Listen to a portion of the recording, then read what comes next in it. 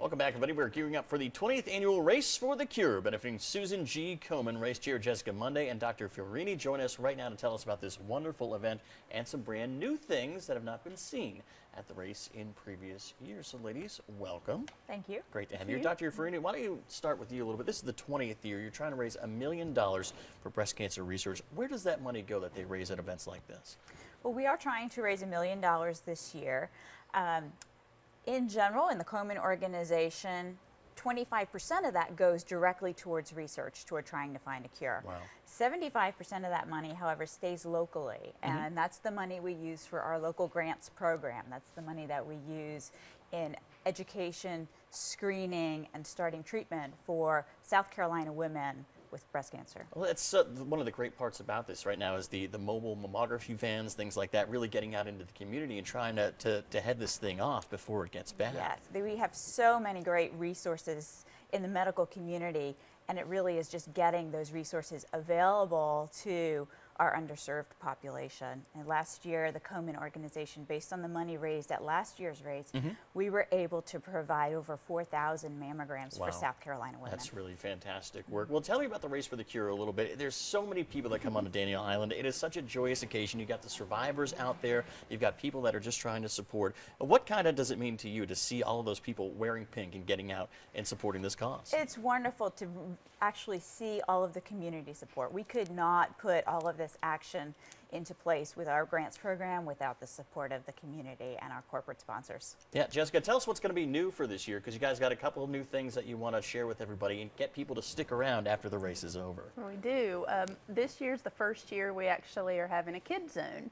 So we're encouraging families to stay after the race, stay for a few hours, lots of great activities for children, and we're also having food trucks. Oh, very cool. Yes. Any idea which ones are going to be out there? Several different varieties of foods are going to be there. That's all you really need to know. Yes, a good little food rodeo after the race, and it's just going to be a great day on Daniel Island, and we're really looking forward to everyone that's coming out. Absolutely. How about registering for the race? If you want to register and get one of those numbers and actually get timed and do all that stuff, I think Tom and I are going to hang out on the professional running aspect of it, but you can still do that. You can. You still go online to register at KomenLowcountry.org, and you can actually register all the way up to the day of the event. Okay. Can people just come out and get a race bib as well that Come day out, of?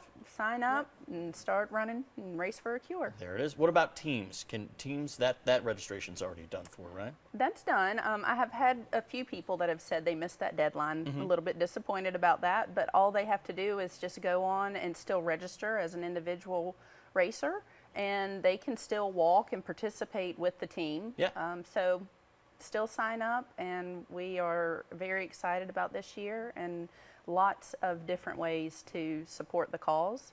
And yeah. And I know you guys always single out the survivors in a good way. You got a kind of special program for them as well. Absolutely. The celebration of the survivors really is a highlight on that morning. I think there's nobody who is not emotionally touched to see the celebration of the survivors.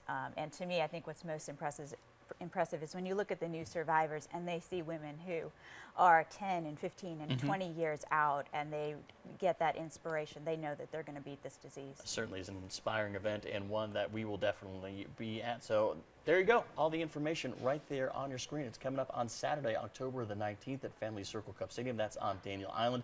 Make sure you get there early. There will be plenty of parking, but definitely a little bit of a logjam there. So make sure you come out and support a great cause and a great day of celebration. Guys, thank you so much for being here. Thank you. Really do appreciate it. thank you. All right, right now we're going to send things over to my colleague, Tessa.